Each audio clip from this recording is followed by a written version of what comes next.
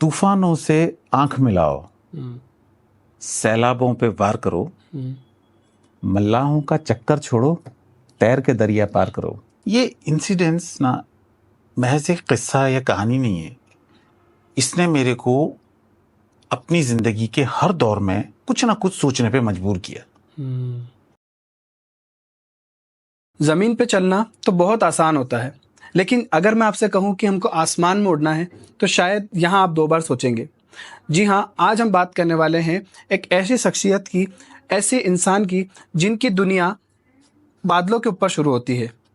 Sunrise sunset उनके लिए दोनों एक ही चीज़ है और वो रोज़ उसको देखते हैं, बहुत करीब से देखते हैं और नेचर के साथ बिल्कुल बिल्कुल अटैच होकर देखते हैं उस चीज़ को।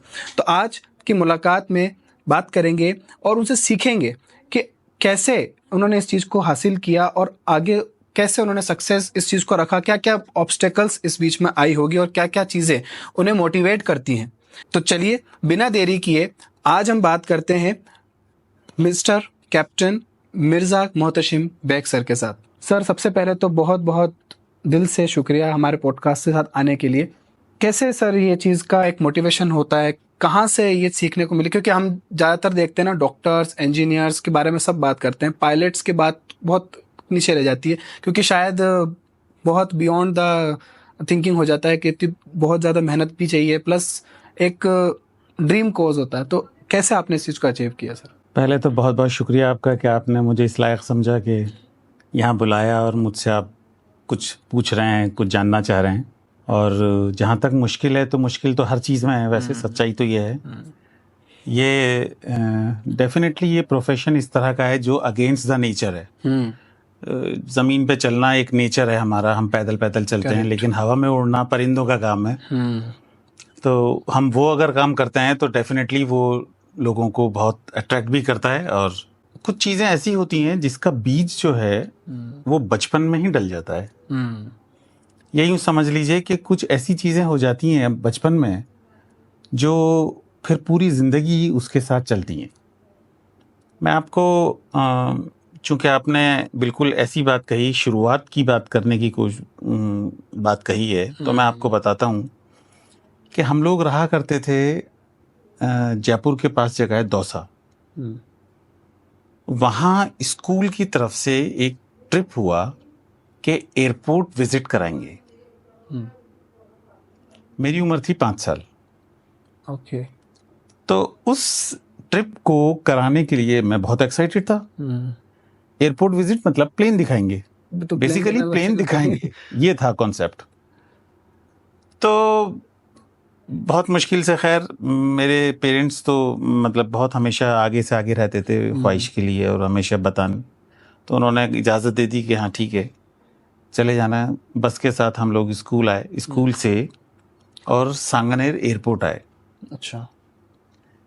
ये मेरी ज़िंदगी का एविएशन का पहला किस्सा है जिसको मैं आपके साथ शेयर कर रहा हूँ और जिसने मेरे को बहुत बहुत अंदर से सोचने को मजबूर किया है। उसने वो बीज डाला है। तो मैं बस में चल रहा था स्कूल की और मेरे पेरेंट्स, मेरे माँ बाप पीछे मोटरसाइकिल पे चल रहे थे क्योंकि उनको मेरी डेफिनेटली एक सेफ्टी का ध्यान था, मेरी फिक्र थी और मेरी ख्वाहिश भी थी कि मेरे को जाना है, तो इसलिए उन्होंने मुझे इजाज़त दे दी और साथ चल रहे थे क्योंकि उन्हें मेरी फिक्र भी थी। तो इसलिए हम लोग एयरपोर्ट पहुँचे। एयरपोर्ट पहुँच के कहीं स्कूल वालों ने हमको किसी एक ऐसी जगह बिठाया, मैं भूल गया, अब तो इतनी पुरानी बात है, मिट्टी थी वो, ज़मीन पे बिठाया और सामने तार लगे हुए थे और हम वहाँ बैठे हुए थे और वहाँ बैठ के हम इंतज़ार कर रहे थे प्लेन का कि एक कोई प्लेन आने वाला है या जाने वाला है, वो भी पता नहीं था हमें, और वो आएगा जाएगा, हम उसे देखेंगे। उससे पहले हमने ज़िंदगी में कभी प्लेन देखा नहीं था और हवा में उड़ता हुआ देखा था, इतने हज़ारों नज़दीक से देखा नहीं था। तो इस बीच में मैं आपको एक बात बताऊं कि मैं पैसेंजर बाद में बनाऊं, पायलट पहले बनाऊं। ओके। मतलब आप मेरे हालात का अंदाजा लगाइए, इससे हालात का अंदाजा लगाइए और उस वक्त के उस दौर का बल्कि मैं अपनी बात नहीं कर रहा, अगर मैं उस दौर में मेरी फैमिली जैसा कोई भी होता उसके साथ यही सब होता। तो खैर हम लोग वहाँ बैठे रहे, इंतज़ार करते रहे। फाइनली एक तरफ से एक प्लेन आया और आवाज़ आई हमें, और फिर आवाज़ ज़्यादा हुई, कम हुई, और होते होते और वो फिर एकदम से हमें दूर नज़र आया कि एक प्लेन कहीं वो जा रहा, वो चला गया, बस ख़त्म।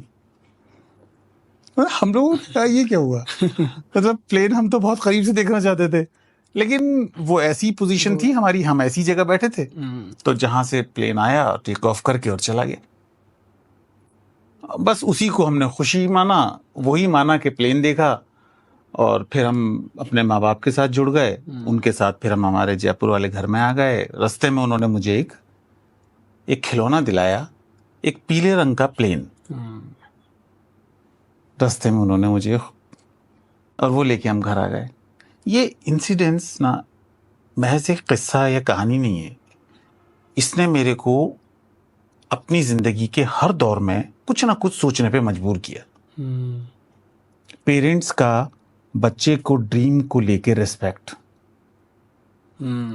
उनका केयर, पॉजिटिव वे में केयर करना, शुरुआत वहीं से हुई कि मेरे माँ बाप ने फिर मैंने अपने घर वालों को जब बताया है कि मैं पायलट बनना है मुझे अब पायलट का तो शायद हमें नाम भी नहीं पता था कि पायलट इस हवाई जहाज उड़ाने वाले को पायलट कहते हैं। हमें तो ये भी नहीं पता होगा उस वक्त। हमने कहा हमें भी उड़ाना है, हम तो इस तरह की बात करते थे उस जमाने में। तो मेरे फादर ने, मेरी मदर ने उस चीज़ का रिस्पेक्ट किया, मेरी उन जज्बातों का ख्याल किया कि नहीं, इसको इस तरह से ये काम करना है। तो उन्होंने मुझे ऐसे नहीं किया, क्या बात कर रहे हो, क्या कह रहे हो, फालतू की बात, बेतुकी की बात, ऐसा नहीं किया उन्होंने। उसको अब आगे बढ़ाने का प्रोत्साहन किया, वो आगे बढ़ाने के लिए मुझे प्रोत्साहित किया, उन्होंने आगे बढ़ाया मुझे। और ऐसा नहीं था कि मुझे उसी दिन कोई हवाई जहाज दिला के ट्रेनिंग देनी शुरू कर दी हो। जाहिर है, मतलब मुझे उन्होंने वो चीज़ मेरे अंदर बैठ गई, और फिर वक्त गुजरता चला गया। जब पहली बार सर प्लेन आपने जब उसको उड़ाया होगा तो उस वक्त भी वही फीलिंग आई थी जब आपने वो सांगानेर एयरपोर्ट पे जब देखा था उस चीज़ को? अब मैं आपको बताता हूँ कि जब मैंने ट्रेनिंग शुरू करी, मैं किस्तों में पायलट बना हूँ। अच्छा, मतलब, और कोई भी इंसान किस्तों में ही पायलट बनता है। हाँ, एक लेवल बाय लेवल। मतलब ऐसा नहीं होता कि एक दिन ऐसा हुआ कि आज वो बहुत बड़ा पायलट बन गया। मतलब वो फीलिंग उसकी 100% हुई खुशी की, वो उसको किस्तों में मिलती है हर बार, 100% ही मिलती है हर बार, नई चीज हर बार, लेकिन मिलती है। तो अब मैं आपको बताता हूँ, फ्लाइंग शुरू करने से पहले मैंने ग्लाइडिंग स्टार्ट करी। लकड़ी का एक जहाज होता है, हाँ। और मैं जिस जहाज को करता था फ्लाई, वो ग्लाइडर जिसे कहते हैं, वो रोहिणी उसका नाम था। और सांगानेर एयरपोर्ट के ऊपर हम लोग करते थे ट्रेनिंग। तो उस रोहिणी का सच ए ह्यूज प्लेन, उसका विंग स्पैन भी जो था काफ़ी बड़ा होता था, 54 फीट का विंग स्पैन होता था। और उसका ये होता था, उस पर बेसिक ट्रेनिंग दी जाती थी, और उससे आपको बेसिकली एरोडायनामिक्स का एक बेसिक फंडा पता चलता था कि how to fly the plane, not with the machinery और computers, manually, and what your body says. आपकी बॉडी भी जिस दिन प्लेन का हिस्सा बन जाएगी ना, आप प्लेन उड़ाना सीख जाओगे। आपकी बॉडी कहेगी कि मैं सिंक कर रहा हूं, मैं टर्न कर रहा हूं, मेरा ओरिएंटेशन क्या है, ये बॉडी खुद बोलेगी अपने आप। तो जिस दिन वो सब कुछ मर्ज हो गया ना, आपका प्लेन जो है वो आपका extended part of your body हो जाना चाहिए, तब you are a pilot actually. तो मुझे याद है उस रोहिणी ग्लाइडर को हम लोग ने जिस दिन बहुत तामझाम के बाद मैं उस पॉइंट पे पहुंचा कि जहां मुझे उसमें बैठ के और फ्लाइंग करनी थी, शुरू करना था। उसमें एक सिस्टम होता है, एक वायर होता है, आगे एक विंच मशीन लगी होती है, उसको फिर वो फ्लैगिंग होती है, फिर उसके बाद उसको पुल किया जाता है, वो टेक ऑफ कर। तो जैसे ही ये सारी प्रोसीजर पूरे हुए और हमको मैं बिल्कुल रेडी होके बैठा, पहली फ्लाइट मेरी, फर्स्ट फ्लाइट। मतलब मैं आज तो मैं एयरबस 321 200 आदमियों को लेके फ्लाई कर रहा हूँ, या मैंने ATR फ्लाई किए या बहुत सारे जहाज़ फ्लाई किए, बहुत सारी एयरलाइन में काम किया, मगर मैं अपनी उस पहली फ्लाइट की बात कर रहा हूँ जिसमें मैं बैठा था। और जैसे ही वो प्लेन दौड़ा, वो ग्लाइडर दौड़ा रनवे पे, और उसने जैसे ही टेक ऑफ किया ना, मैंने एकदम से बाहर देखा, और बाहर देखते ही मेरे दिल में पहला सवाल क्या आया कि ये मोमेंट मेरी जिंदगी में रिकॉर्ड हो गया। मैंने उड़ान भरी, दैट्स ऑल, फिनिश। मेरे अंदर इतनी खुशी थी, मैं इतना ज्यादा खुश था उस वक्त कि मुझे लगा कि अब मुझसे ये कोई छीन नहीं सकता। और ड्रीम कम्स ट्रू वाली फील। ड्रीम्स कम ट्रू, मेरा हो गया, मैंने कर लिया। मतलब अगर एक एयरबस को जिस दिन मैंने फ्लाई किया, मुझे याद नहीं मुझे खुशी कितनी हुई थी उस वक्त, लेकिन उस दिन जो मेरे को खुशी हुई थी, मुझे उस दिन लगने लगा कि ये ड्रीम मेरा पूरा हो गया, मैंने उड़ान भर ली। तो मतलब जिसे कहते हैं ना कि वो खुशी को मैं कंपेयर कर ही नहीं सकता किसी चीज वो से, शब्दों में बयान ही नहीं किया नहीं कर सकता मैं बयान, बहुत मुश्किल है। और मुस्लिम फैमिली में एक्चुअल में ये चीज़ का बहुत कम देखने को मिलता है कि कोई अच्छी उस चीज़ पे जाना भी बहुत बड़ी बात हो जाती है। और फर्स्ट मुस्लिम पायलट का भी एक रिस्पॉन्सिबिलिटी आपको मिली। हाँ, मतलब बुजुर्गों की दुआएं हैं, करम है खुदा का कि ये जो तमगा आप मुझे दे रहे हैं कि मुझे मिला, तो बेसिकली ये ऐसा तमगा है जो कि जिसमें मेरा कंट्रीब्यूशन नहीं है। मतलब इत्तेफाक से मुझसे पहले कोई नहीं था और मैं हूं, तो मैं बन गया। तो मतलब समझ रहे हैं आप ये बात? तो इसका कोई ऐसा, हाँ मैं ये जानता हूं, ये बात जरूर है कि ना सिर्फ मुस्लिम फैमिली की बात है, बल्कि उस दौर में, मैं बात 30 या 40 साल पुरानी कर रहा हूँ, 35 साल तो कम से कम कर ही रहा हूँ। उस दौर में नॉर्मल डिग्री कॉलेज में जाना बहुत बड़ी बात, वो ये बहुत मुश्किल था। उसी की इन्फॉर्मेशन नहीं होती थी। हाँ। लोगों को मालूम नहीं होता था कहाँ से क्या करना है। पायलट बन जाना ये तो अपने आप में एक बहुत ही वो, मेरा अपना एक्सपीरियंस इतना है कि मुझे लगता है कई बार आपके स्टूडियो आना पड़ जाएगा अगर अपनी सारी बात बताऊं। लेकिन सच ये है कि मुझको खुद को किस तरह से किन किन स्टेप से मैं गुजरा हूं, एक छोटी सी इंफॉर्मेशन के लिए दिल्ली जाना या एक छोटी छोटी चीज़ों को ढूंढना, मालूम करना, और फिर उस पर चलना, फिर थोड़े दिन बाद पता चला ये गलत था, फिर वापस लौटना, फिर वापस किसी और रास्ते पे जाना, वहाँ से ढूंढना, वहाँ से पता लगाना, फिर कहीं और जाना। ये वो दौर थोड़ी था कि गूगल किया, AI किया और पता लगा लिया। सही बात है। वो स्ट्रगल का कंपैरिजन आज के दौर से हम कर भी नहीं सकते, बिल्कुल नहीं कर सकते।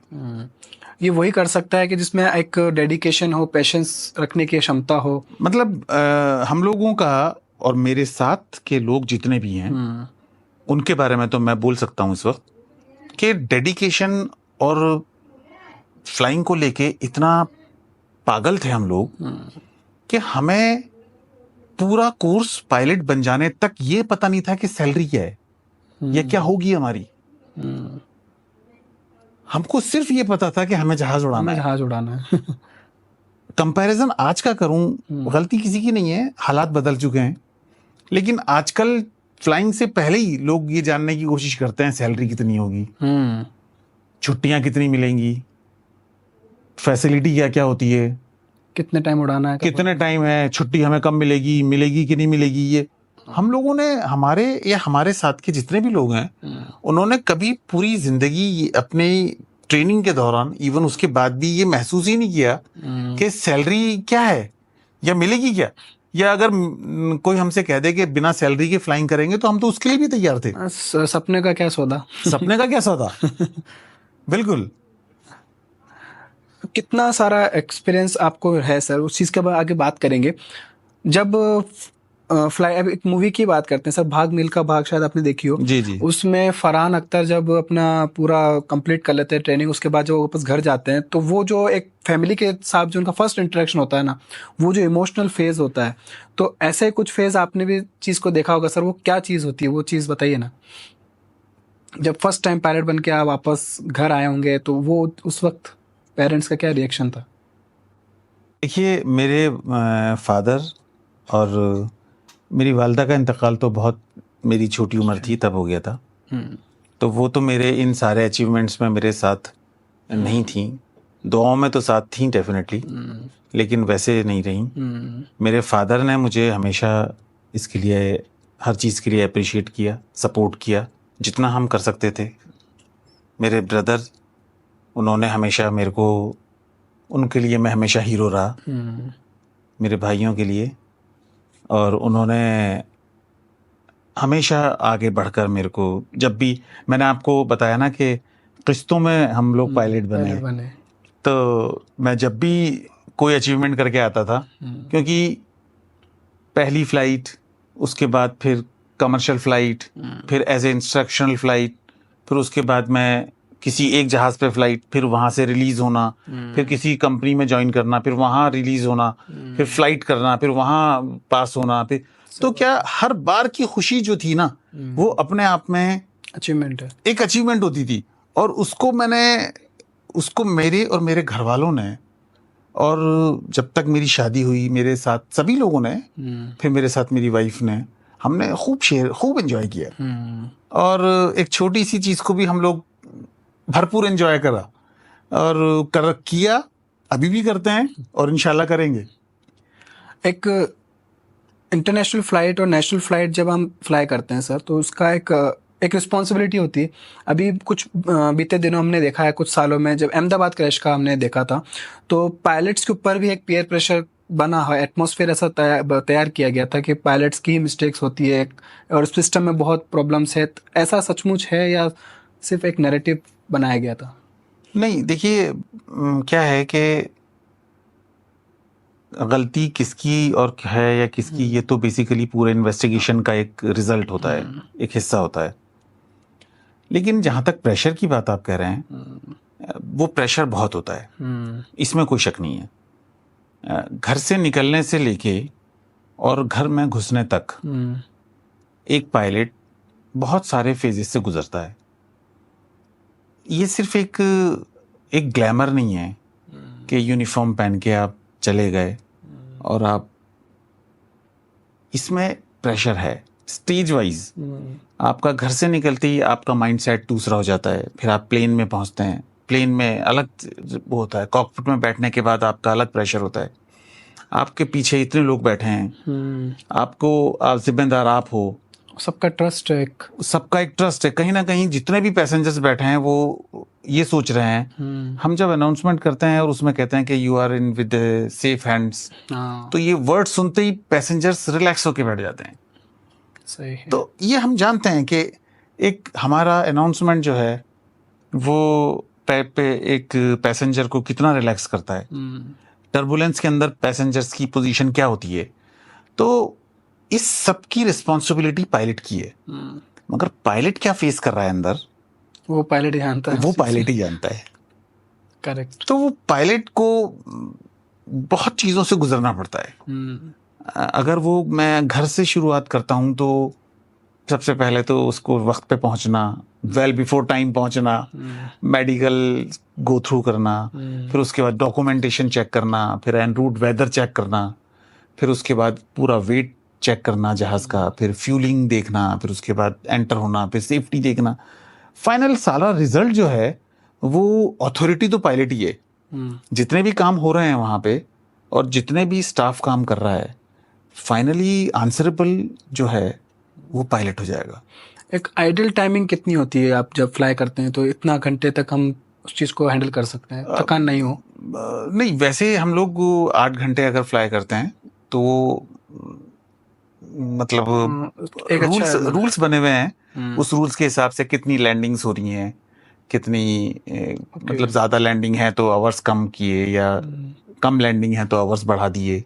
तो इस तरह से डीजीसी के नॉर्म्स बने हुए हैं, director general of civil aviation, उसके अकॉर्डिंगली उन्होंने सेफ्टी को ध्यान में रखते हुए और पायलट का फटीग को ध्यान में रखते हुए नॉर्म्स बने हुए हैं। फटीग की जैसे आपने बात की सर, कि मैंने कहीं पढ़ा था कि सबसे ज़्यादा स्ट्रेस वाली जो जॉब होती है जी, वो एक एयरलाइंस के अंदर में होती है, जिससे हम कनेक्टिविटी, जो सैटेलाइट से कनेक्ट होते हैं और जब आप कम्युनिकेशन करते हैं, तो सबसे ज़्यादा टफेस्ट वर्क को माना जाता है, बिजीएस्ट।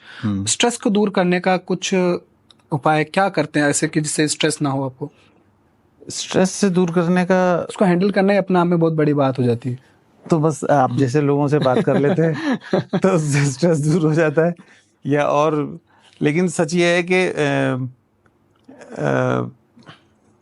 जो स्ट्रेस है उसको हैंडल करना तो आपकी एक जॉब का हिस्सा है। तो आपको जितना भी स्ट्रेस मिलता है या कुछ ऐसा स्ट्रेस है जिसे आप अवॉइड नहीं कर सकते, चाहे आप कितना ही कुछ सोच लें, जैसे आप टेक ऑफ कर रहे हैं, आप ऊपर जा रहे हैं, प्रेशर कम हो रहा है, हाँ। वो बॉडी पे इफेक्ट कर रहा है, हाँ। वो इफेक्ट कर रहा है तो आपके ऊपर उसका पूरा असर पड़ रहा है, पूरी सोच तक पे असर पड़ रहा है, तो वो पड़ रहा है। तो बेसिकली इन चीज़ों के बहुत सारी चीज़ें हैं जिनको आपको फेस करना है, फेस करना पड़ेगा। तो आपके पास में जो और उसके लिए हम लोग करते हैं, हम बेसिक एक्सरसाइज, मेडिटेशंस और ये सब चीज़ें, तो ऐसी बात नहीं है, रूटीन में रखते हैं अपने, ताकि इन सब चीज़ों से जितना भी रिलैक्स मिल सके हमको। We try to sleep properly, ये वी ट्राई, एक्चुअली हो पाता है कितना वो तो एक अलग बात है, लेकिन कोशिश ही करते हैं। जरूरी है वो हाँ, चीज़ करनी ही होती है। और ये सब चीज़ें तो बराबर रहती हैं। कभी ऐसी कोई सिचुएशन आई सर जो आपको बहुत ज़्यादा स्ट्रेस, मतलब इमरजेंसी लैंडिंग टाइप या कुछ ऐसा कुछ किस्सा आपके साथ?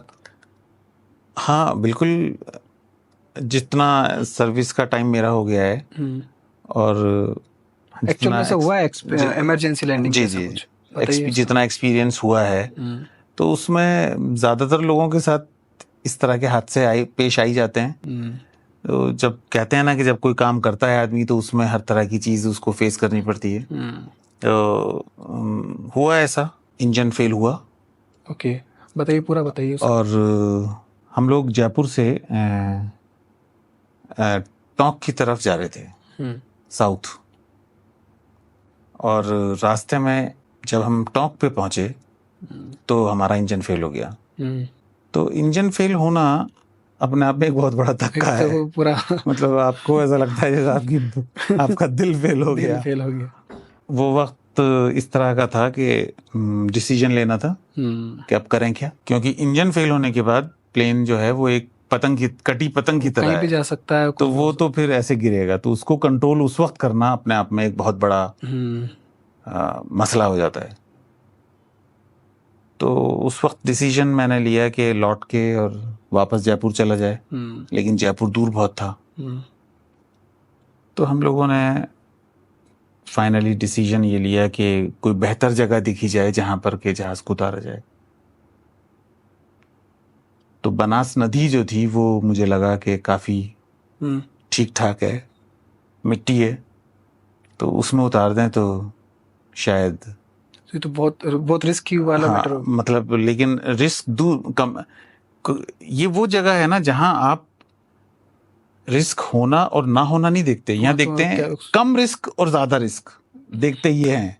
सही है ना, कम रिस्क तो ऐसे हो गया। तो जब हमने वहां से टर्न किया, तो टर्न करने के बाद में मैंने ये डिसीजन लिया कि इस प्लेन को बनास में ना उतारें, क्योंकि वहाँ बड़े बड़े पत्थर नजर आए मुझे।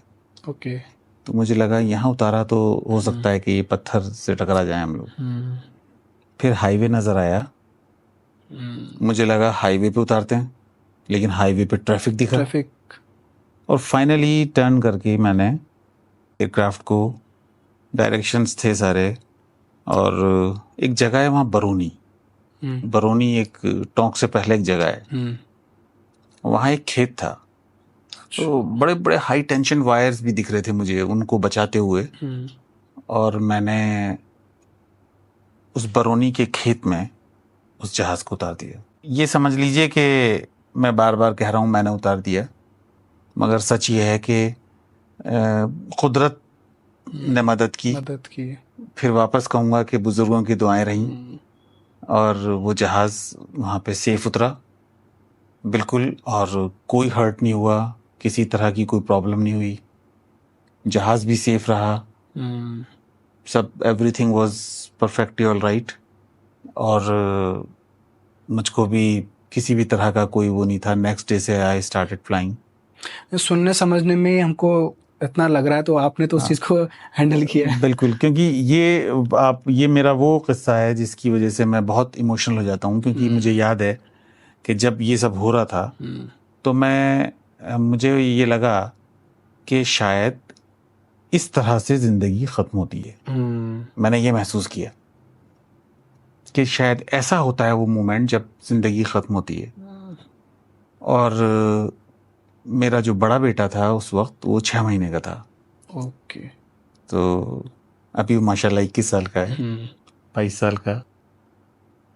तो मैंने सोचा कि ये मोमेंट है जिसमें ज़िंदगी ख़त्म होती है, ऐसा होता है। और मेरे सिर्फ सेकंडों में ये फीलिंग आ गई कि यार बच्चा बहुत छोटा है, बड़ा होगा फिर क्या कहेगा, मेरे फादर पायलट थे, ऐसा उनके साथ हुआ। मतलब इतना सब कुछ सोच लिया मैंने। सोचिए सिर्फ 5 सेकंड के अंदर। और उस वक्त सब चीजें साथ साथ हो रही और मुझे सब कुछ करना था। तो कोई भी पायलट इस दुनिया का बहुत स्ट्रेस से गुजरता है। हर दिन वो है सफर रोज का है और जाना कहीं नहीं। घर से निकलने के बाद पता नहीं कि ये कौन सी फ्लाइट है, कैसी लास्ट फ्लाइट है। इसको मतलब चाहे कितना ही मॉडर्न दुनिया बन जाए, कितना ही ऑटोमेटिक सिस्टम तैयार हो जाए, करेक्ट, लेकिन उस पायलट का ये एक किस्सा है मेरा। ऐसे जिंदगी में कई किस्से हुए, कई बार इमरजेंसीज हुई, कई बार वेदर में फंसे हम लोग जाके। अमेरिका में मैंने फ्लाई करा काफी, वहां पर ऐसे हालात पैदा हुए। तो लेकिन एक भरोसा, लेकिन ये और जुड़ा इसमें, जिसे मैं ईमान कहता हूं, कि उसने जो लिख दिया है ना वो क्या रहेगा, वो तो होगा। उसने सोच रखा है कि बचाना है, तो जहाज से गिर के भी कुछ नहीं होता। देखिए आप, और नहीं तो बहुत कुछ हो जाता है। करेक्ट, लोगों को घरों में बहुत कुछ हो जाता है। तो बहुत सारी ऐसे हालात गुजरे, बहुत सारे ऐसे किस्से गुजरे, जब कभी इंजन फेल हुआ, कभी वेदर में फंसे, कभी, लेकिन चलता रहा। कभी हम लोगों ने, बल्कि हम लोगों से मैं मुखातिब कर रहा हूँ, हम पायलट्स ने कभी हार नहीं मानी। और पायलट ने कभी ये सोच के जॉब नहीं छोड़ी कि मुझे डर लगा मैंने छोड़ दिया। नेक्स्ट डे वापस वो फिर अगले दिन वापस से यूनिफॉर्म पहन के कैप लगा के रेडी होता है, फिर वापस से उसी जोश के साथ, चाहे उससे एक दिन पहले वो कितने भी वेदर से गुजरा हो, कितने भी तूफान में से निकल के आया हो। मुझे एक बार याद है कि हम लोग नॉर्थ ईस्ट में फ्लाई कर रहे थे, और हमारा जहाज बहुत ज्यादा मुश्किल वेदर में एंटर कर गया। बहुत सारा क्लाउड और थंडरस्टॉर्म, सीवी, और उसमें वो घुस गया जहाज के अंदर। और किस तरह से हम उसमें, जहाज ऊपर नीचे लेफ्ट राइट, मतलब फिर तो बिल्कुल तूफान मच गया, ये समझ लीजिए। चीख पुकार मच गई जहाज के अंदर। तो उसको हैंडल करते करते हम लोगों ने गुवाहाटी में लैंड किया। मतलब जाना था दूसरे पॉइंट पे, लेकिन हमको बीच में लैंड किया, डाइवर्ट करना पड़ा। वहां लैंड करा। वहां लैंड करते ही हमारे आधा जहाज खाली हो गया। आधे जहाज में पैसेंजर्स ने कहा हम जा रहे हैं, हम अब और नहीं जाएंगे, हम जब वेदर से हो जाएगा कोई दूसरा इंतजाम करा दीजिएगा। लेकिन हमारा वहां जिम्मेदारी थी जहाज को उसी पॉइंट पे लेके जाना। तो हम लोग इंतजार करते रहे, आधे पैसेंजर्स रह गए। फाइनली उन आधों को लेके फिर दोबारा हमने टेक ऑफ किया। ये ऑप्शन आपके पास था ही नहीं। हमारे पास नहीं था ये ऑप्शन है। सही बात है। हम लोगों ने वापस से टेक ऑफ किया और हम फिर वापस गए और हमने वहां जाके लैंड किया। तो मतलब it's just like a part of life. शौक की बात करते हैं सर, जब छुट्टियों में होते होंगे तो कुछ ना कुछ एडवेंचर्स या कुछ शौक आपके इसके अलावा? छुट्टियों में होते हैं तो देखिए, एडवेंचर तो हम बहुत करके आ चुके होते हैं। तो ऑलरेडी रोज कर रहे हो। एडवेंचर तो बहुत सारा कर चुके होते हैं। तो छुट्टी में तो अब कुछ ऐसा चाहिए होता है जो बहुत रिलैक्स करता हो।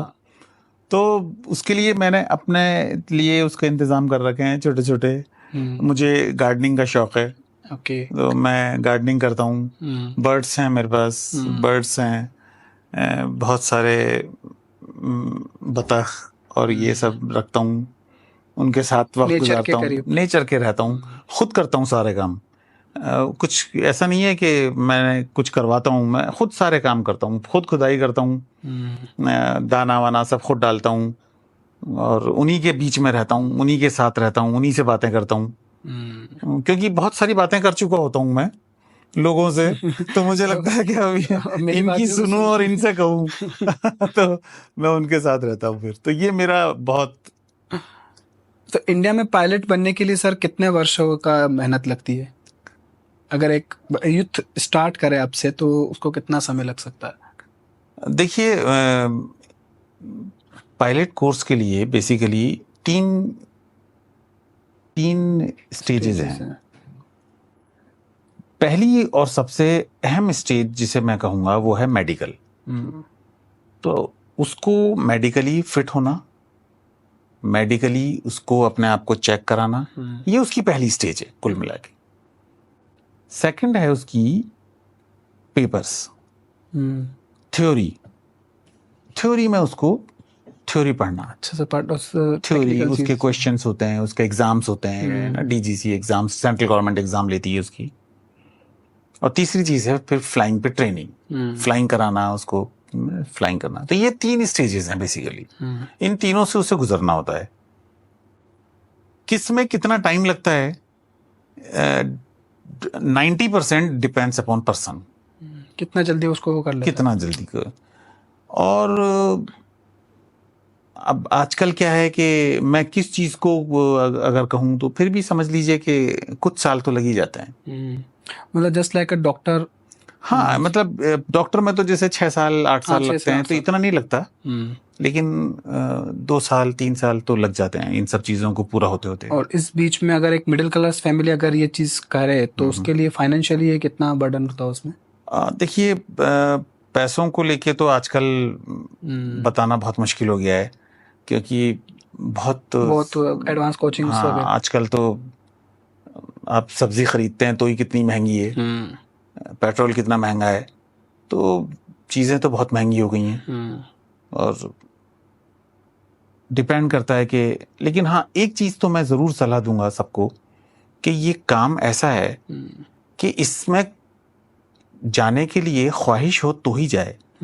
ये सोच के ना जाए कि तनख्वाह अच्छी है या मैं दुनिया घूमूंगा या मैं हवाई जहाज उड़ाऊंगा, ये सोचकर, सिर्फ ये सोचकर ना जाए। उसको उस चीज से लगाव और मोहब्बत होनी चाहिए, तब जाए। क्योंकि एक स्टेज ऐसी आती है कि आपको लगता है कहाँ आ गए, हर जगह से आपको तोड़ा जाता है, हर जगह से तोड़ा जाता है। जब आपकी जान पे बनती है ना, तब आपको लगता है कि यार एक दुकान खोल लेते घर के पास, सही बात, वो ज्यादा अच्छी थी, सेफ तो थी। तो इसलिए मुझे नहीं लगता कि सिर्फ और सिर्फ प्रोफेशनली आप इस चीज को सिर्फ इसलिए ले लें कि इसमें आपको बहुत सारी चीजें, सब ख्वाब नजर आ रहे हैं। ऐसा नहीं है। आपको इसके अंदर पायलट बनने के बाद भी आपको रेगुलर पढ़ाई करनी पड़ती है, रेगुलर।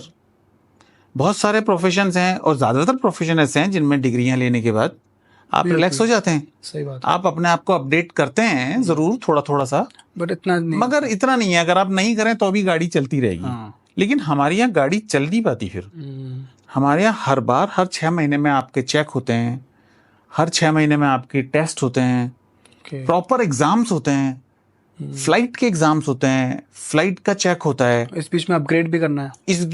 ये तो मैंने आपको बताया मेंटेन करने के लिए। अपग्रेडेशन की बात ही नहीं कर रहा मैं अभी तो मैं सिर्फ आपको बने रहने की बात कर रहा हूँ कि आपका मेडिकल होता रहता है, आप उसमें कोई प्रॉब्लम नहीं होनी चाहिए। आपकी पढ़ाई के अंदर आप रेगुलर पढ़ाई के टच में रहते हैं, हर बार फैसिलिटी बदलती हैं, एयरपोर्ट के बारे में जानकर, दुनिया भर की चीजों के बारे में आपको रेगुलर टच में रहना है। एक तो ये होता है, मतलब you should know lot of things. ये नहीं है कि एक फन में बस नीड टू नो वाला मामला है कि हमने मालूम है, चलिए अच्छी बात है, इसलिए हमारा ये नॉलेजेबल आदमी है, ऐसा नहीं है। वो आदमी नहीं चाहिए, जानना ही पड़ेगा, आपको मालूम होना ही है, नहीं चाहिए। सिर्फ इसलिए नहीं कि आप आपको मालूम होना है तो अच्छी बात है भाई, बहुत अच्छी। आपका एग्जाम होगा, फेल कर देंगे, आपको ग्राउंड कर देंगे। करेक्ट। मतलब आप सोच रहे हैं कि मैं पायलट बन गया, पायलट बन के अब आप खत्म नहीं होता कहानी, खत्म नहीं बल्कि शुरू होती है वहां से। फिर वहीं वो फर्स्ट स्टेज ही, वो फर्स्ट स्टेज है। वहां से फिर आपको कुछ, अगर आपने परफॉर्मेंस नहीं दी तो आपको पीछे कर देंगे, आपको हटा देंगे, डी रोस्टर कर देंगे, जॉब से हटा देंगे। तो इस हद तक है वो जरूरी है, क्योंकि ये एक बहुत बड़ी तो रिस्पॉन्सिबिलिटी ये काम वो कर सकता है जो इस काम को लेके पागल हो, जिसने इसको सचमुच में ख्वाब देखा हो। कोई स्पेशल डाइट्स भी होती है सर इसमें? नहीं, जो भी हेल्दी डाइट है बेसिकली, अच्छी डाइट जो है, जो नॉर्मल अच्छे फिटनेस के लिए होती है, तो वो चाहिए। एज अ फिट रहने के लिए आप क्या डाइट यूज करते हैं? देखिए, मैं तो बहुत कोलेस्ट्रॉल और इन सब चीज़ों से दूर रहता हूँ। सॉफ्ट ड्रिंक और ये बाजार की चीज़ें बिल्कुल नहीं खाता। तो दिस इज ज़ीरो, मतलब बिल्कुल ज़ीरो। अभी कुछ समय पहले मुझे पता चला आपने कई सालों से रोटी नहीं खाई है। हाँ, मैंने कुछ हर बार बदलता रहता हूँ कुछ अपना। इसके लिए आगे से इसका डाइट का स्पेशल प्लान नहीं होता, ये अपने ऊपर? नहीं, ये तो एक जर्नल है ना। आजकल तो हेल्थ कॉन्शियस होना एक जर्नल अवेयरनेस है तो बेसिकली। तो उस ट्रैक पे आप निकल जाइए तो आपको बहुत सारी सलाहें भी मिल जाएंगी, सही बात है, डाइटिशियंस भी मिल जाएंगे, और बाकी मोटिवेशन तो आपको कहीं ना कहीं से लेना ही पड़ेगा। हम लोगों का मोटिवेशन, हमारा जॉब है, वो हमें पुश करता है कि ऐसे रहो, ऐसे करो, ये करो, तो हम उसके हिसाब से काम करते रहते हैं। फैमिली का क्या सपोर्ट रहता है? जब आप फ्लाइंग पे जाते होंगे तो फैमिली से दूर रहते हैं, तो उस वक्त? देखिए, फैमिली जो है ना, वो हर चीज की जड़ है। सही, ये सच है। फैमिली ही एक ऐसी चीज है जो आपको कुछ भी करने के लिए मोटिवेट करती है। चाहे अब हम लोगों का जो प्रोफेशन है वो इस तरह का है, हम 2-2 दिन के लिए बाहर रहते हैं, 4 दिन के लिए, तो पीछे से घर को कौन संभालेगा? अब मेरी वाइफ जो है वो पीछे से मेरा घर संभालती है, मेरे बच्चे संभालती है। मेरे बच्चों को जो वैल्यूज दी, मॉरल वैल्यूज दी, मैंने तो कितनी दी होंगी, मैंने तो आते जाते हेलो हाय करा होगा, लेकिन जो बेसिक वैल्यूज दी होंगी वो मेरी वाइफ ने दी। उनको मोटिवेट किया, बच्चों को भी मोटिवेट किया ना। और जब फैमिली अच्छी चल रही होती है तो खुद भी आप मोटिवेट रहते हो ऑटोमेटिक। फिर आपको लफ्जों की जरूरत नहीं होती, फिर आपको ये सुनने की जरूरत नहीं है कि आप ऐसा करो वैसा करो, फिर आप अपने आप करते रहते हो, क्योंकि आपको ये दिखता है कि आपकी फैमिली बिल्कुल सेट है।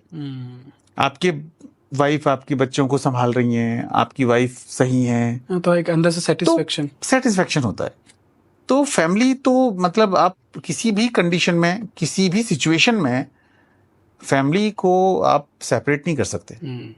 उसके बिना गाड़ी नहीं चल सकती। अभी कितना आवर्स का आपका फ्लाइट हो चुका होगा अब तक?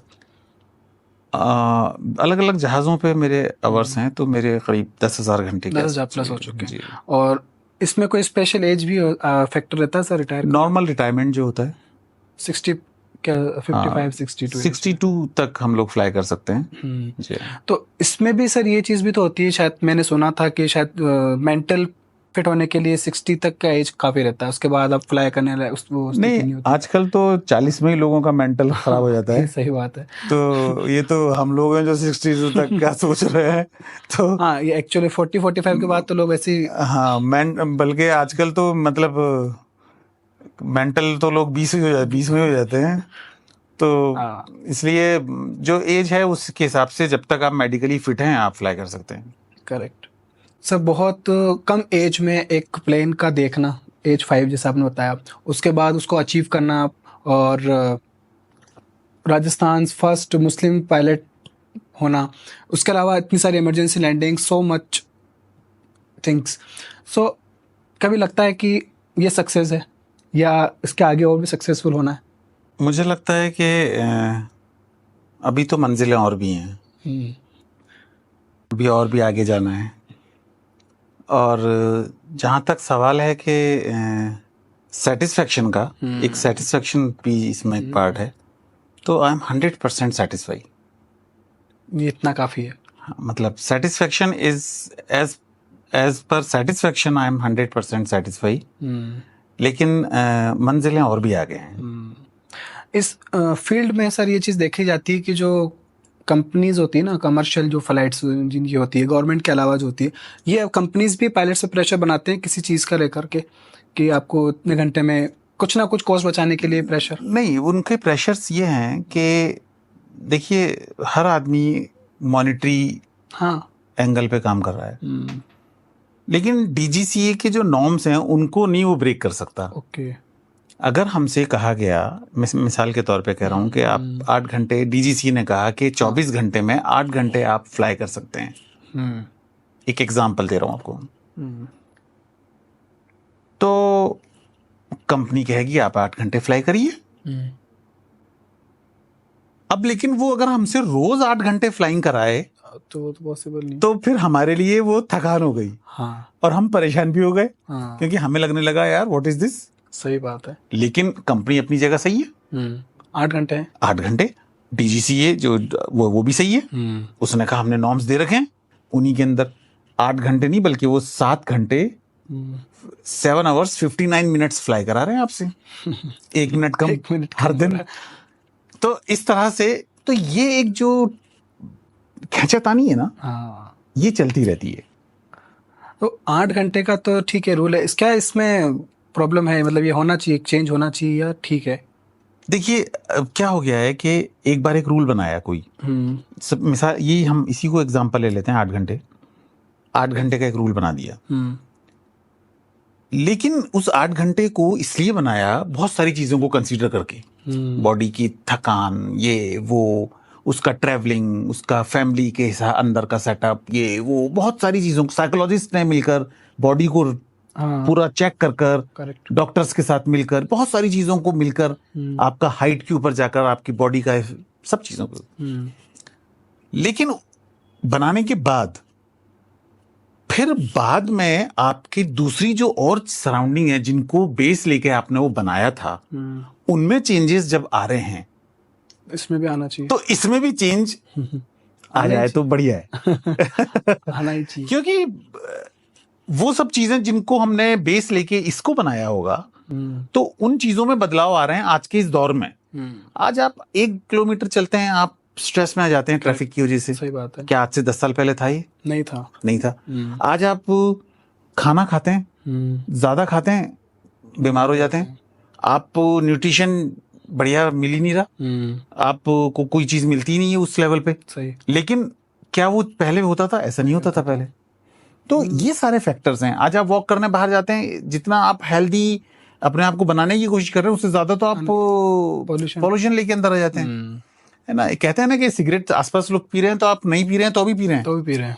तो इन सब चीजों को भी कंसीडर कर तो वो इसलिए वो चीजें अब पायलट को स्ट्रेस लगने लगी हैं, या उसको लगने लगा है कि थक रहा हूं मैं, ये हो रहा है, वो हो रहा है, आसपास का माहौल, बहुत सारी चीजें हैं। उन सब चीजों में बदलाव नहीं आ रहा है, वो और डिटोरेट हो रही हैं। उसके डिटोरेशन होने की वजह से जो हमारी लिमिट्स दे रखी हैं वो हमें बड़ी लगने लगी हैं। वो 8 घंटे पहाड़ जैसा लगने लगा, वो बड़ा लगने लगा है। सही बात है। रूल्स तो चल रहे हैं, सब रूल्स भी चल रहे हैं, रूल्स कौन ब्रेक करके चलेगा।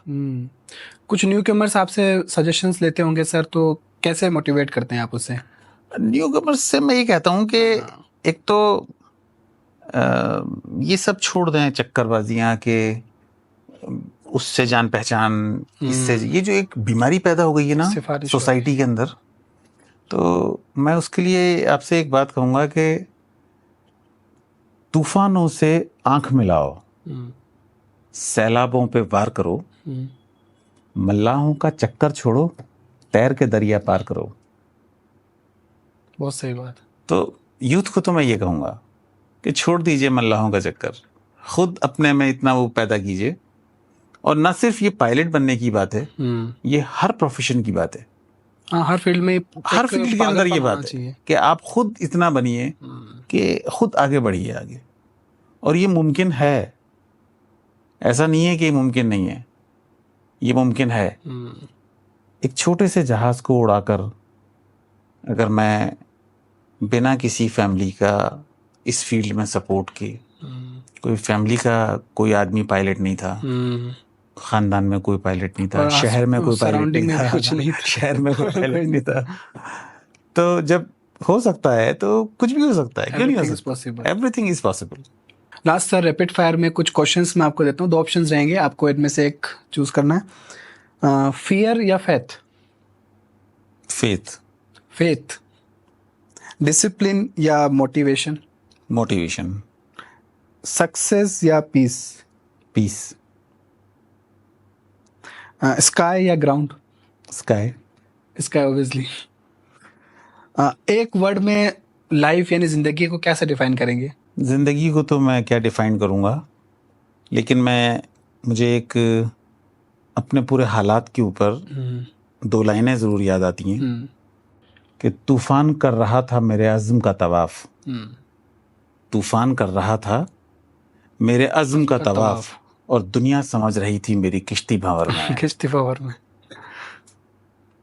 तो ये है हकीकत के इंसान के अंदर ही है सब कुछ। हाँ, उसको बस एक हवा देने की, एक प्लेटफॉर्म देने की, उसको अंदर से खुद निकालना है उसको बाहर। बहुत बहुत शुक्रिया सर हमारे पॉडकास्ट में आने के लिए, and it was my finest podcast. इसमें जो स्टोरीज और जो आज मुझे ऐसा लगा कि मेरे सवाल खत्म हो जाएंगे, लेकिन ये चलना चाहिए। यस बिल्कुल। तो बहुत अच्छा एक्सपीरियंस था सर। आई होप इसका सेकंड पार्ट भी हम कभी ना कभी बनाएंगे, जरूर बनाएंगे जब भी आपको वक्त होगा। जी जी। तो thank you very much sir thank हमारे यू, साथ जुड़ने के लिए। Thank you very much.